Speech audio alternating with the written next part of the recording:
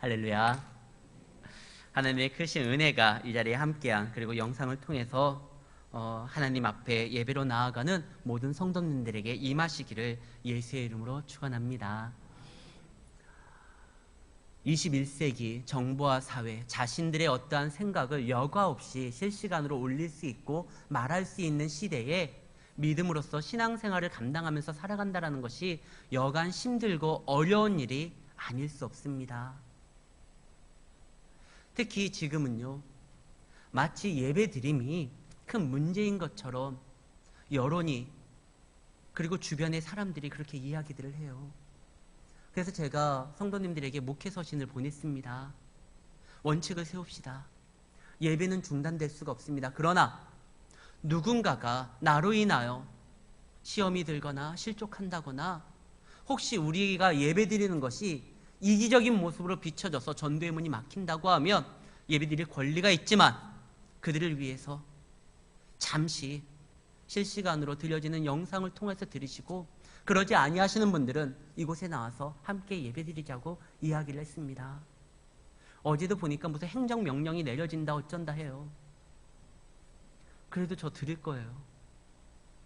누구보다 깨끗하게 방역을 하고, 그 다음에 조심을 하고, 오늘 좀 더 이쪽 줄에 계신 분들은 다음번엔 저쪽으로 좀 분산해 주세요. 예, 보다 넓게 좀 우리가 철저하게 소독도 하고, 한 주간에 우리의 삶을 점검하고, 그 다음에 예배장에 나왔을 때도 마스크하고 사회적 거리 간격도 두고, 그러면서 우리는 예배는 중단하지 않을 겁니다.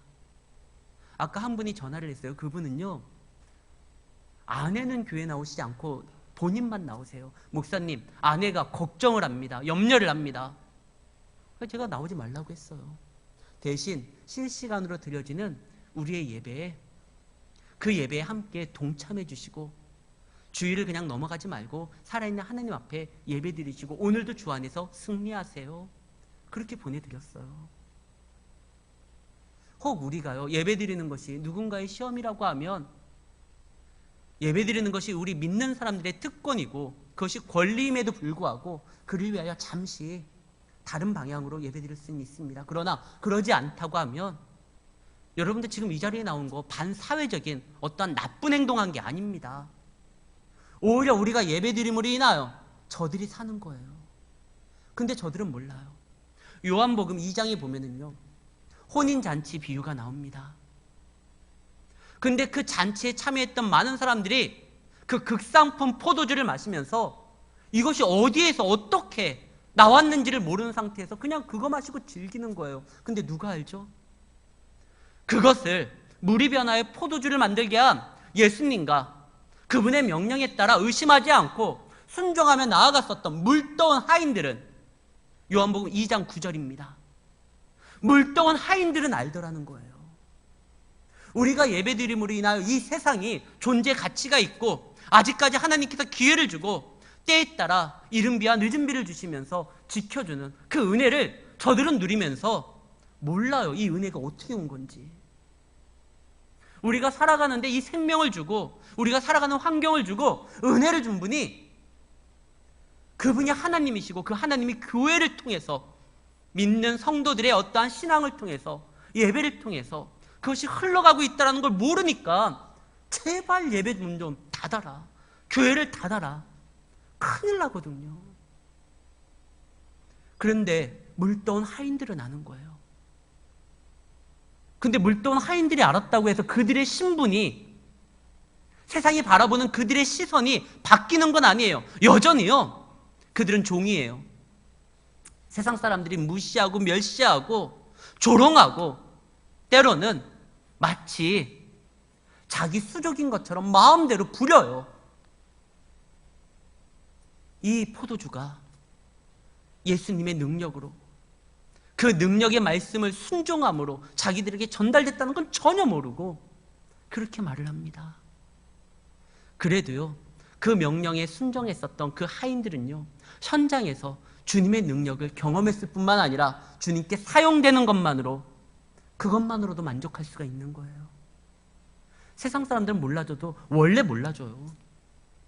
세상 사람들은 목회자가 어떠한 삶인지를 몰라요. 성도가 무슨 삶인지를 몰라요.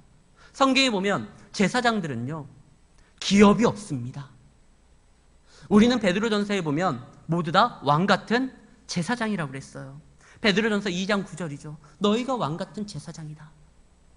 원래 제사장들한테는요, 세상에 기업이 없어요. 대신 여호와가 친히 우리의 기업이 되십니다.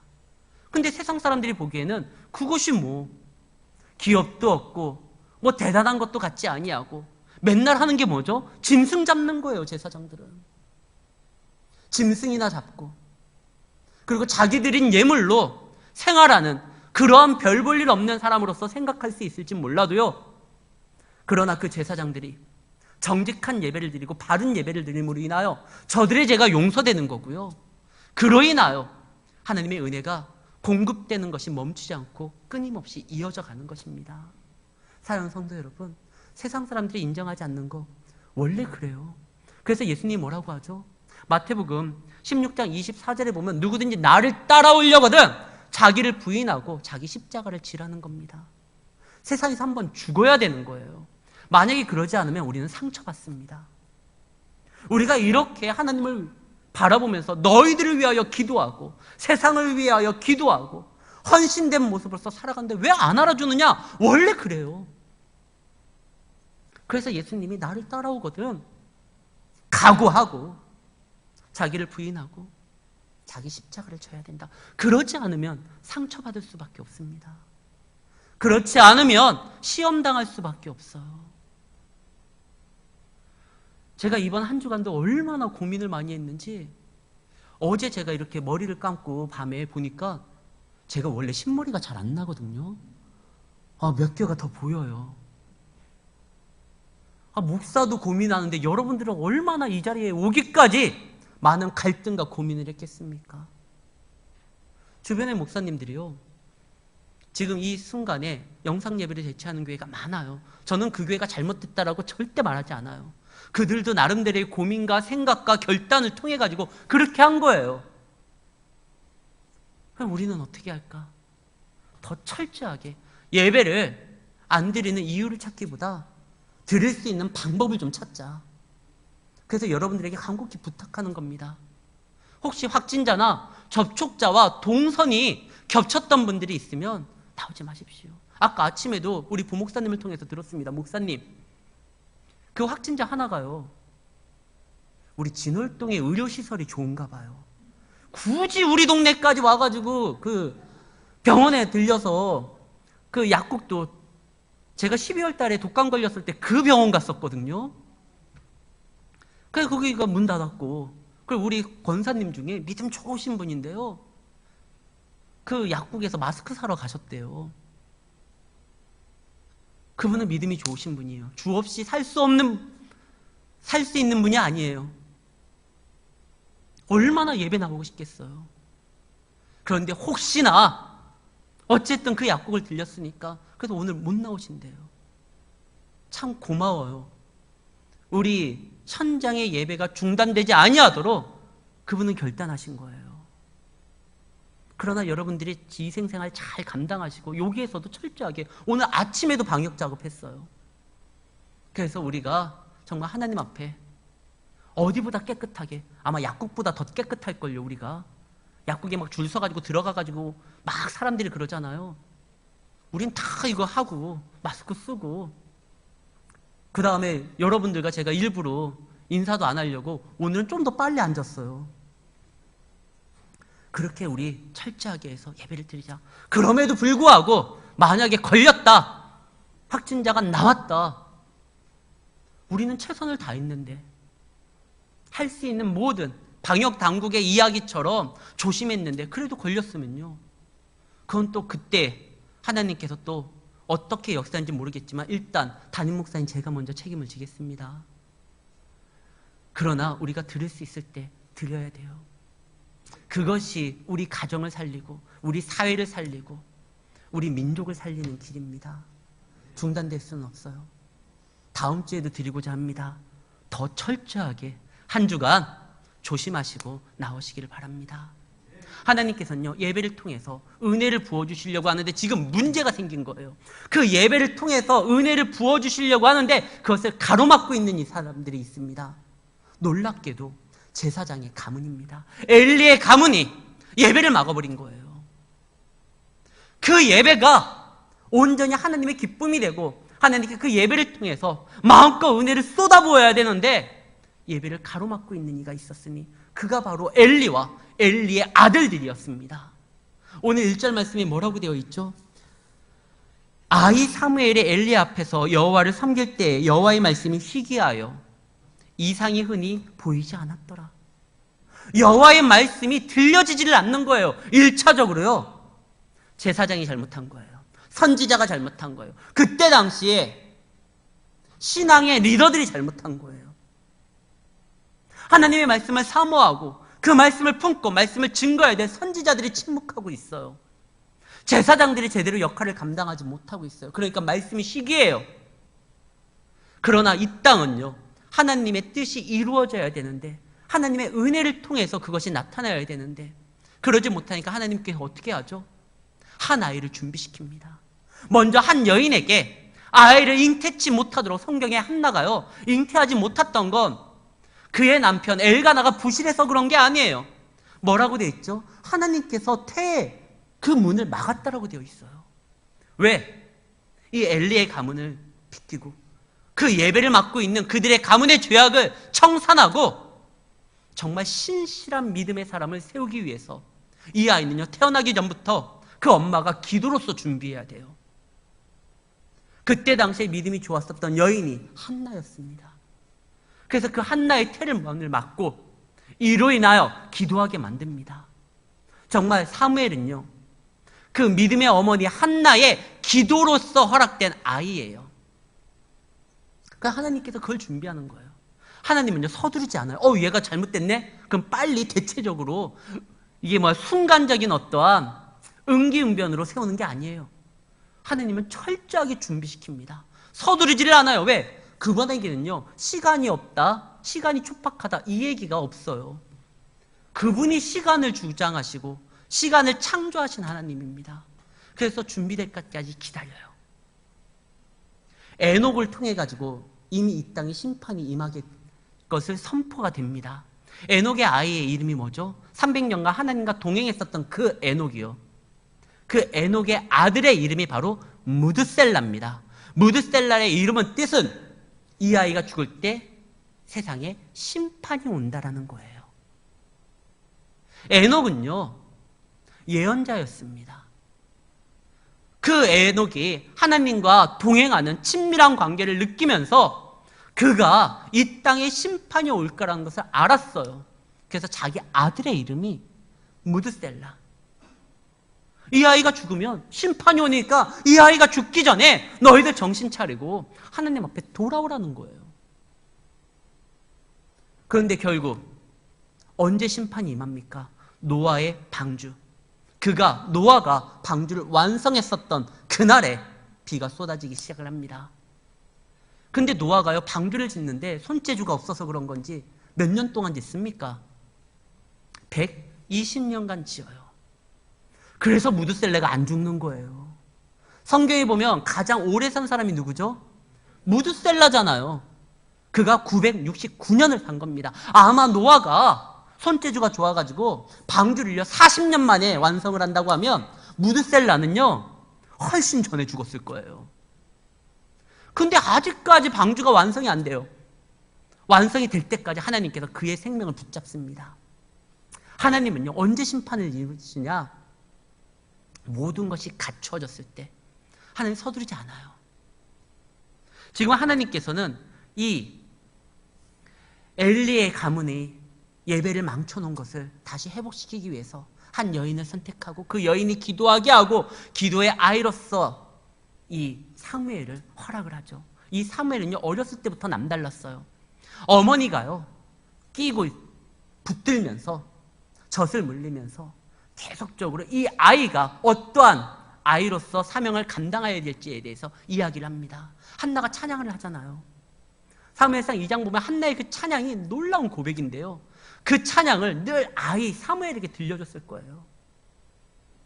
그리고 그 사무엘이 너는 보통 사람이 아니다. 하나님의 허락된 생명이었고 이 시대를 주도할 사람이다. 그래서 어렸을 때 무슨 옷을 입혔죠? 에봇을 입혔어요. 그래서 사무엘은요, 어려서부터 말씀을 듣고 찬양을 듣고 에봇을 입으면서 성전에서 살아가는 겁니다. 이때 당시에 예배에 요즘에 미스터트롯 보면 막 신동부라는 애들이 나오잖아요. 걔네들이 막 노래 부르는데 예배의 신동이 바로 이 사무엘이었어요.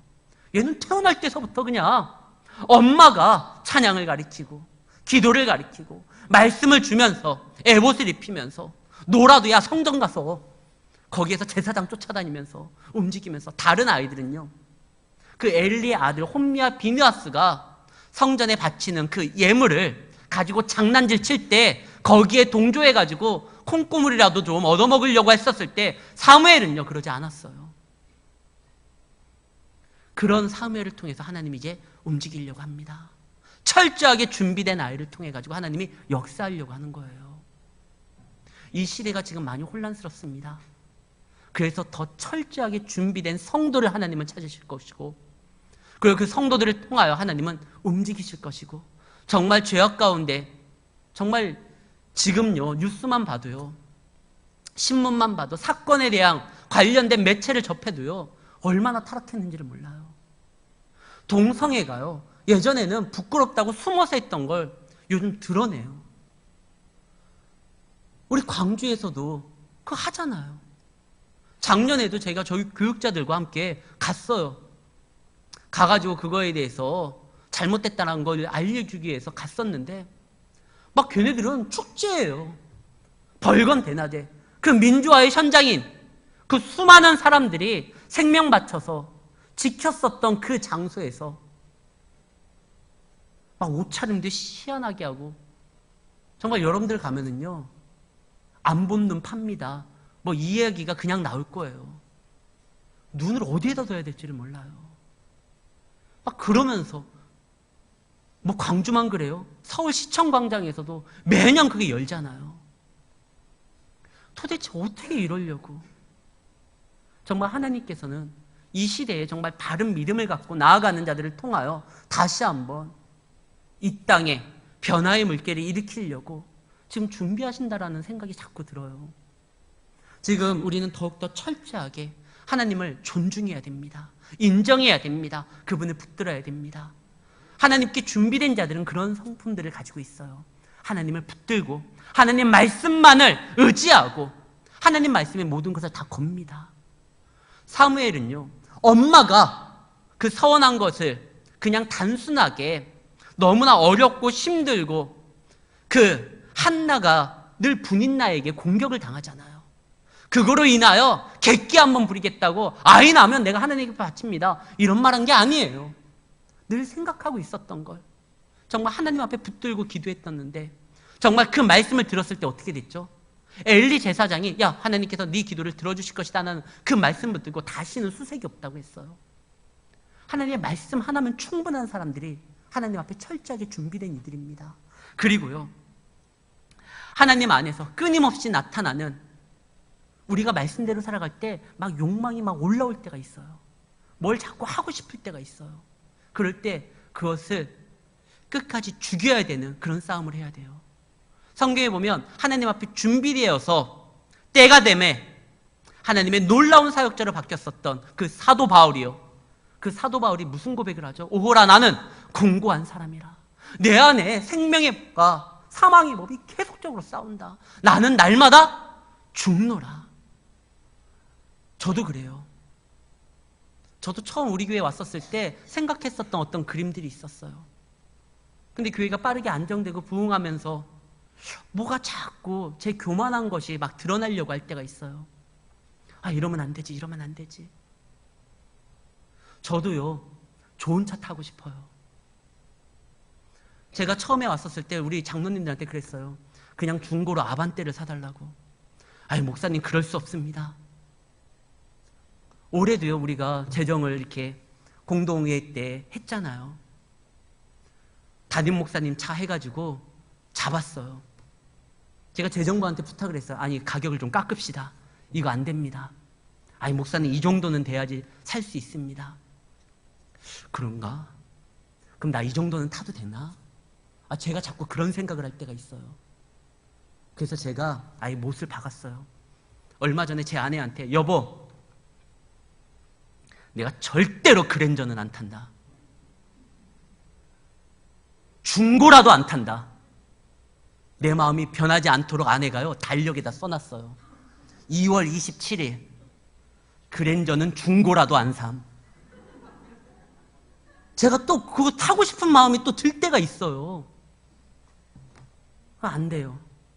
다시 한번 말하지만 안 할래요. 자꾸 교만해지면 안 돼요. 그렇다고 그랜저 타는 목사들이 다 나쁘다는 거 아니에요. 저하고 사정이 달라요. 제가 생각하는 어떤 목회자 그림이 있어서 그래요. 근데 저가요, 자꾸만 그런 마음들이 막 자꾸 드러나요. 올라와요. 오늘은 이제 아예 여러분들에게 선포했으니까 저 꼭 그렇게 하도록 여러분들이 응원해 주세요. 준비된 교회는요, 하나님만을 인정하고 하나님의 말씀만으로 충분하다고 하고 하나님 안에서 끊임없이 겸손하려고 자기 안에 놀라오는 그 욕망의 영을 계속적으로 쌓으려고 하고 죽이려고 하는 사람들, 그런 사람들을 통해서 하나님이 움직이시는 거예요. 거기에 특화됐던 사람이 누구냐? 사무엘이었습니다. 사무엘은 그랬어요.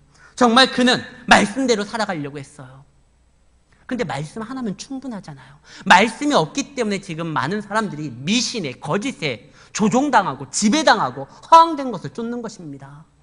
에베소는요, 정말 이 우상들이 아세라 아세라 우상들도 막 성행했었고 온갖 미신들과 잡신들이 움직였었던 곳이에요. 근데 거기에 복음이 들어갑니다. 거짓이 판치고 움직였었던 그곳에 복음이 들어가니까 어떠한 변화의 역사가 일어나느냐? 사도행전 19장 19절입니다. 에베소 교회에 있는 많은 사람들이요, 그동안 자신의 집에 있었던 전보는 책, 마술책들을 다 갖다 불태우는데 은 5만이라고 되어 있습니다. 몰랐을 땐 거기에 지배받는 거예요. 그러나 말씀을 들으니까 아니에요. 생명의 말씀이 여기 있으니 우리가 무엇을 쫓을까? 이건 베드로의 고백만이 아닙니다. 모든 성도들의 고백이고 복음을 듣고 복음의 참맛을 아는 사람들은 이 말씀 하나로 충분하다는 걸 알게 되는 거예요. 그래서 마태복음 13장 44절에 보면요, 마치 천국은 밭에 감춘 보배와 같다라고 되어 있습니다. 그 밭에 보배가 있을 때 어떻게 되죠? 집 팔고 다 팔아가지고 그 밭을 기어이 사잖아요. 정말 하나님의 말씀이 우리 인생의 보물이고 능력이라는 걸 안다고 하면 우린 여기에 목숨 걸어야 돼요. 다른 건 다 양보해도요. 여러분들 다른 건 다 양보해도 좋아요. 그러나 말씀은 양보하지 마십시오. 이 말씀이 능력이고 이 말씀이 우리를 살릴 수 있고 이 말씀이 우리를 주장했을 때 우리의 인생의 길이 열리는 거예요. 이 말씀만은, 이 말씀을 들을 수 있는 자리만은 여러분들 양보하거나 포기하지 마십시오. 다음 주에 어떠한 상황이 벌쳐져 가지고 우리가 이 자리에 나오지 못한다 할지라도 실시간으로 들려지는 이 영상을 통해 가지고요, 정말 예배의 자리, 말씀의 자리 앞에는 여러분들이 쓰셔야 됩니다. 저도 너무나 이번 한 주간에 그 예배 드린다라고 이야기하니까 많이들 걱정하시는 동료 목사님들, 선배 목사님들이 있었어요. 그럴까? 어떻게 할까? 근데 이거는 포기 못 하겠어요. 말씀을 증거해야지. 그 다음에 말씀을 듣겠다고 이 자리에 나오는 성도들이 분명히 있을 텐데, 그리고 영상을 통해서 예배를 시청하는, 그래서 함께하는 분들이 있을 텐데 이걸 준비해야 되지 않겠나. 그래서 그냥 하기로 했습니다. 어제 뭐 행정명령이 내려졌다, 경기도에서 뭐 어쩐다 그러는데요, 광주에서 내려져도 모르겠어요. 제가 안 드려야 되는 어떠한 그런 충분한 내용을 제 스스로 납득이 되면은 모를까? 그러지 않고서는 하겠습니다. 이 자리는 지켜야 돼요. 그렇기 때문에 여러분들 괜찮아요. 동선에 따라서 움직여서 행동하도 괜찮습니다. 그러나 그러지 않은 분들은 정말 이 자리를 지켜야 됩니다. 그러할 때 하나님께서 준비한 은혜를 주실 거예요. 자, 엘리가 이제요 망쳐놨어요. 그 아들들이 망쳐놨어요. 엘리는 원래는 괜찮았던 제사장이었습니다. 하나님의 음성을 들었었던 그런 존귀한 자였어요. 그러나 그가 점점 하나님보다 아들을 더 사랑하게 됩니다. 그것이 잘못된 걸 빤히 알면서도 오늘 말씀에 뭐라고 되어 있죠? 그의 잘못을 지적하지 않았어요. 수차례 기회를 줬음에도 불구하고. 그래서 이제 하나님께서 그들을 치우고 새로운 사람을 세웁니다. 그가 바로 사무엘이라고 했죠. 부흥은 다른 것이 아닙니다. 20년 전에요. 제가 아직 신대원 3학년이었을 때 그때 설문조사가 하나 있었어요. 한국의 목회자들에게 당신의 설교에 가장 영향을 준 사람이 누구냐? 1위가 바로 마틴 로이드 존슨이라는 목사님입니다. 아, 탁월해요. 그분의 책 중에 부흥이라는 책이 있습니다. 거기에서 부흥이란 무엇이냐? 새로운 것을 발견하는 것이 아니라 하나님이 주신 은혜, 말씀을 다시 한번 찾아내서 삶에 적용시키는 거예요. 마치 아브라함이 팠었던 우물을 블레셋 사람들이 돌로 막아놨던 거, 그거 다시 걷어내는 거. 그래서 그 샘물이 계속적으로 나올 수 있도록 하는 거. 그게 부흥이라는 거예요. 맞아요. 지금 하나님 안에서 그 은혜의 통로를 막아놨었던 그 엘리와 그 두 아들들이 망쳐놓은 걸 이제 걷어내야 됩니다. 걷어내기 위해서는 이제 이 사무엘의 역할이 필요한 거예요. 하나님이 준비했던 이 사무엘, 그래서 사무엘에게 말씀을 하십니다. 사무엘아. 근데 사무엘이 하나님의 말씀을 처음 들어봐요. 그래서 이 말씀이 자신을 부르는 엘리가 부른 거예요. 그 제사장인 사무엘에게는 양 아버지예요. 나중에 엘리가 사무엘에게 뭐라고 하죠? 아들아라는 말을 써요. 정말 사무엘에게는 자기를 키워주고 보살펴주시고 또한 제사에 대해서 알려주시는 아버지 같은 존재예요. 아버지가 나를 부르시나? 그때 사무엘이 어디 있었죠? 이 땅에는요, 지금 소망이 없는 가운데에서 사무엘이 여전히 희망이 있었던 건 그가요, 여호와의 궤 앞에서, 여호와의 성전에서 거기에서 누워 있었다라고 말을 합니다. 그 있었던 그 사무엘에게 사무엘아 하나님이 부르시니까 이 사무엘이 말합니다. 아버지, 저를 찾으셨습니까? 제사장님 저를 찾았습니까? 엘리가 아니, 난 널 부른 적이 없는데 빨리 가라. 근데 이 일이 반복되니까 엘리가요, 썩어도 준치라고 그 촉은 좀 있어요. 아, 이거 하나님이 부르시나 보구나. 근데 왜 하나님이 나에게 부르시지 아니하고 직접 사무엘에게 이야기하실까? 사무엘아, 하나님이 또 너를 부르시면 주의 종이 여기 있사니 말씀만 하십시오 라고 이야기를 해라.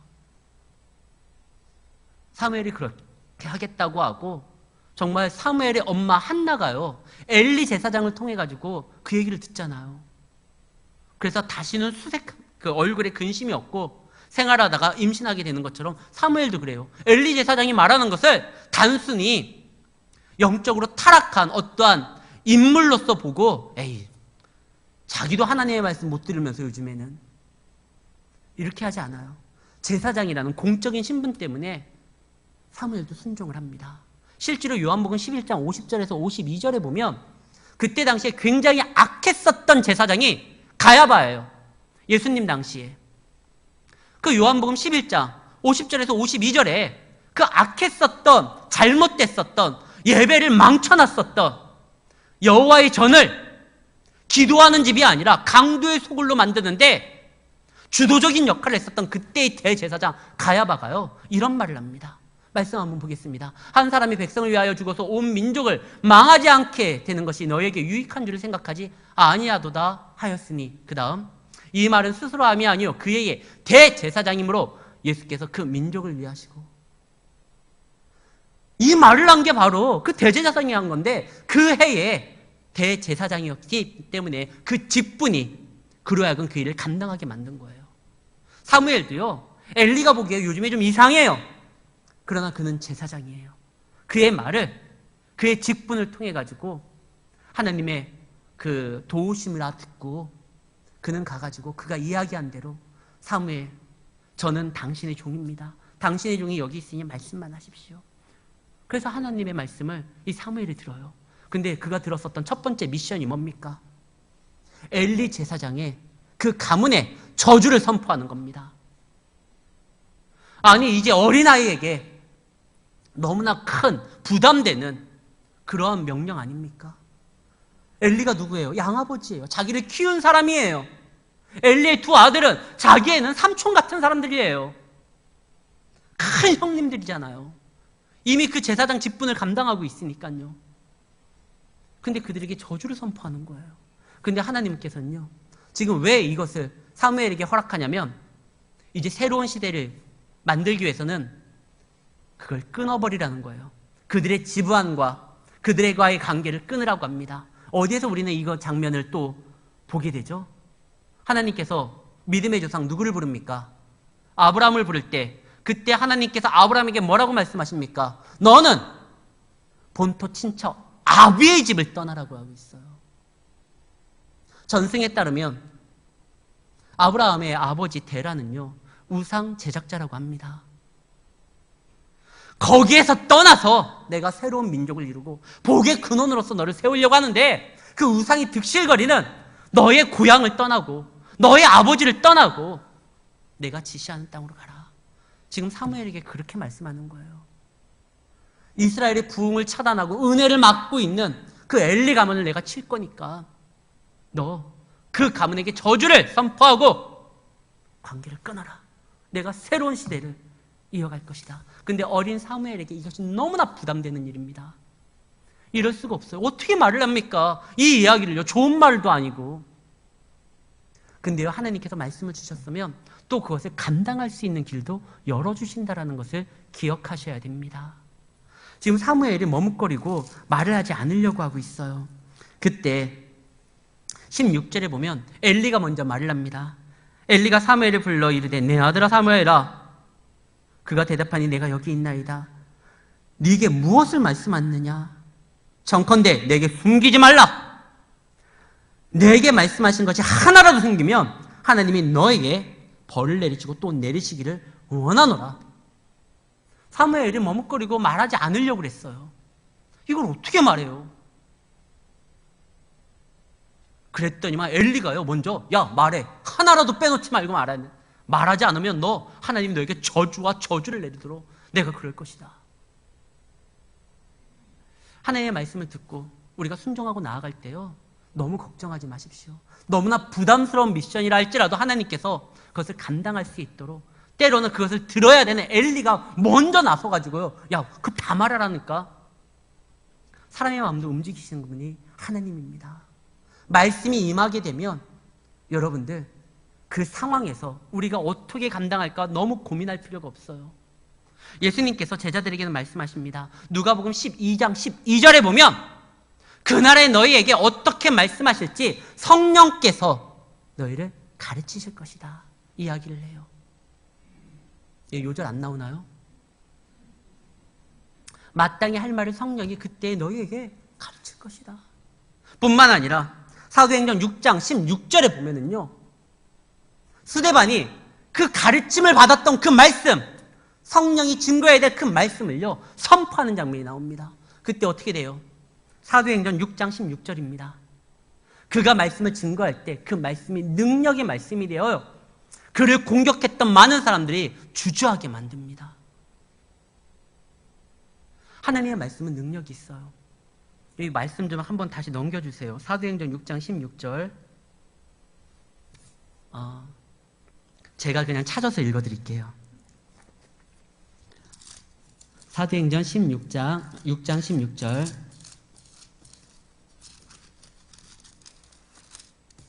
제가 읽습니다.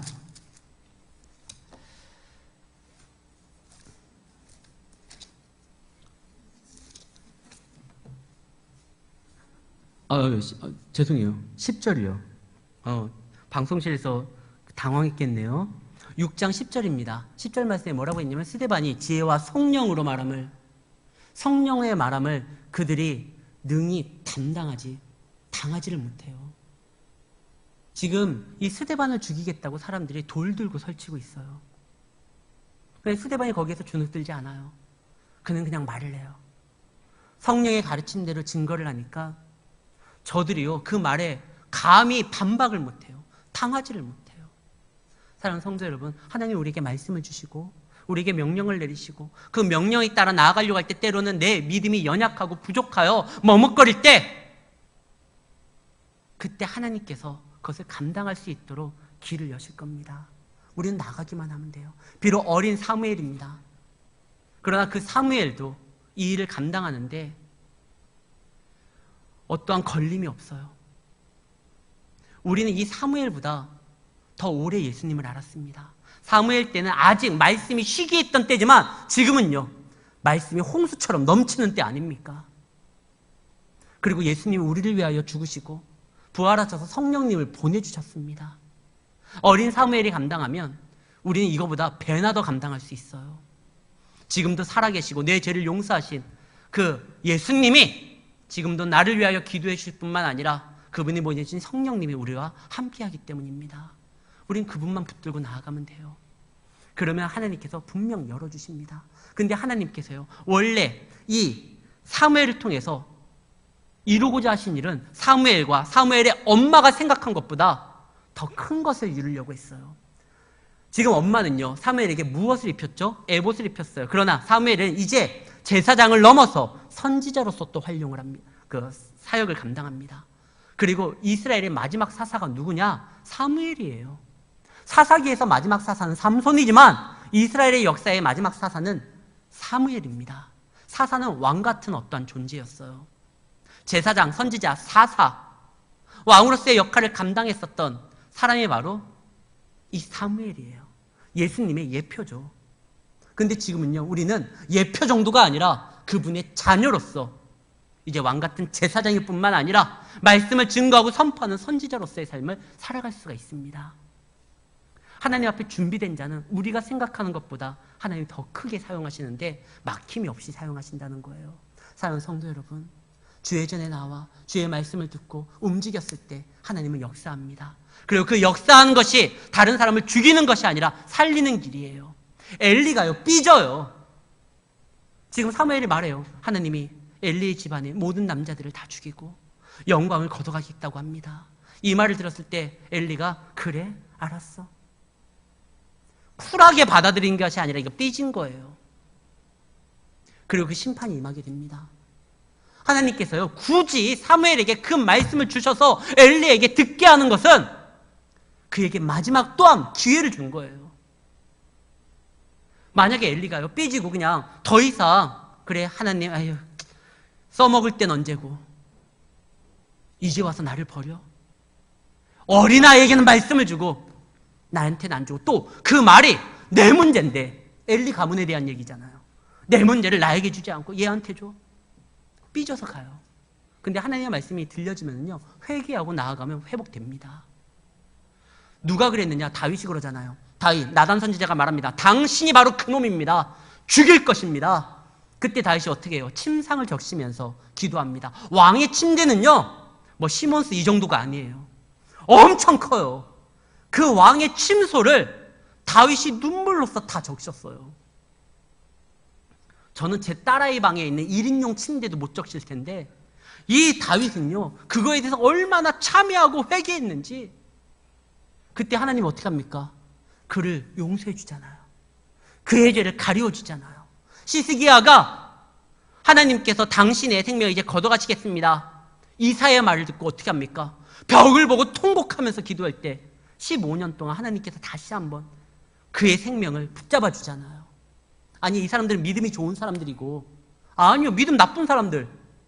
북이스라엘에서 가장 악했던 왕이 누굽니까?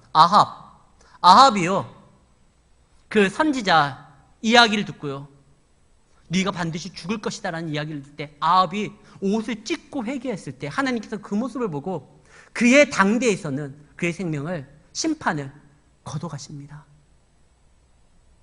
아합이 그랬을 때도요. 심지어 남쪽 유다에서 가장 악했던 왕이 누구죠? 요시야의 할아버지 므낫세예요. 므낫세는 남유다에서 가장 악했던 왕이에요. 심지어 이사야를 톱으로 썰어 죽인 사람이 바로 므낫세예요. 그가 하나님 앞에 심판을 받았을 때 두 눈이 뽑히고요, 바벨론에 끌려갔었을 때 거기에서 회개를 해요. 그래서 그가 다시 돌아옵니다. 심지어 역대하 33장 20절에 보면 그가 자신들의 조상의 묘실에 묻혔다고 되어 있어요. 그가 다시 돌아오고요, 거기에서 회개하고 돌아오니까 하나님이 다시 그를 회복시켜 줍니다. 아니, 뭐 그래도 저기 북쪽, 남쪽 각각의 왕들이니까 믿음이 조금이라도 있었던 거 아닙니까? 니느웨는요, 그들의 요나의 심판의 메시지를 듣고 다 옷을 찢고 회개했을 때, 심지어 하나님을 모르는 그들도요, 하나님을 두려워해서 무릎 꿇었을 때 하나님이 용서해 줬어요. 근데 엘리라는 이 제사장이라는 사람이 지금 심판의 메시지를 듣고도요, 삐져가지고 하나님 앞에 회개하지를 않아요. 그때 끝나는 겁니다. 그러나 회개하고 돌아올 때 하나님께 얼마든지 받아주시는 분이에요. 그 하나님 앞에 삐지는 건 말도 안 돼요. 하나님은 우리의 죄를 지적했다는 건 돌아오고 다시 축복으로서 은혜를 베풀려고 하는 것이지, 정말 심판하고 멸하려고 하면 아예 말씀부터 걷어가십니다. 말씀이 들렸다면 여러분들 반응하시기 바랍니다. 사무엘이요, 이제 말씀을 전해요. 오늘 말씀 우리 본문 읽었었던 것보다 조금 앞으로 더 나아가면 제가 가장 부러운 말씀이 있습니다. 오늘 여러분들 요절 주보에 나와 있어요. 사무엘이 자라매 여호와께서 그와 함께 계셔서 그의 말이 하나도 땅에 떨어지지 않게 하시니. 목회자로서 솔직히 제일 부러워요. 그가 전했던 모든 말씀은 땅에 떨어지지 아니하고 반드시 하나님께서 이루어 주셨다라는 것입니다. 하나님 앞에 철저하게 준비되고 헌신된 자들, 그러한 사람에게 하나님이 어떠한 복을 주시느냐? 그의 말이요, 땅에 떨어지지 아니하고 반드시 이루어질 수 있는 은혜를 주는 겁니다. 그래서 마태복음 16장 19절에요, 하나님께서 천국의 열쇠를 믿는 사람에게 주잖아요. 너희가 무엇이든지 구하면 하늘에서 부어주실 것이다. 마태복음 18장 19절 말씀이요, 두세 사람이 모여가지고 무엇이든지 구하면 내가 이루어주겠다라고 말씀을 하십니다. 하나님 안에서요, 이제 여러분들은 다 이제 더 이상 예배를 드리는 성도의 위치가 아니에요. 예배만 드리는 사람들이 아니라 세상에 나가서 말씀을 증거하는 이제 제사장에서 선지자로서 나아가야 되고, 또 이 땅에서 하나님의 나라를 통치하고 선포해야 되는 왕 같은 사람으로서 움직여야 됩니다. 하나님이 그러라고 우리를 불렀어요. 시대를 변화시키라고 불렀어요. 그리고 반드시 변화됩니다.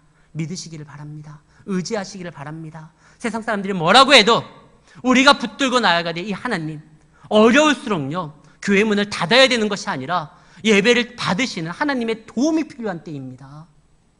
그렇기 때문에 우리가 더욱더 하나님을 의지해야 돼요. 의지할 때 하나님은 역사하시고, 역사하심으로 인하여 우리를 인도하신다라는 사실을 기억하시고, 한 주간도 믿음으로 승리하시고, 성도로서, 제사장으로서, 선지자로서, 그분을 닮아가는 왕으로서 많은 영향력을 끼치며 믿음 안에서 감사함이 넘치는 삶을 살아가시기를 예수의 이름으로 축원합니다.